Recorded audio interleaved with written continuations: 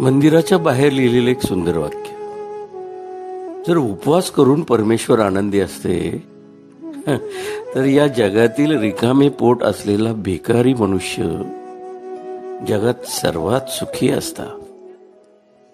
उपवास शरीरासाठी नाही तर विचारांसाठी केला पाहिजे.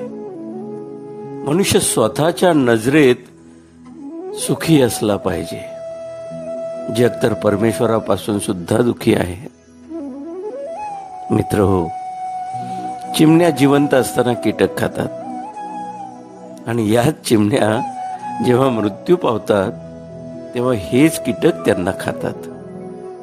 म्हणून एका गोष्टीवर लक्ष ठेवलं पाहिजे की वेळ आणि परिस्थिती केव्हाही बदलू शकते. त्यामुळं कधीही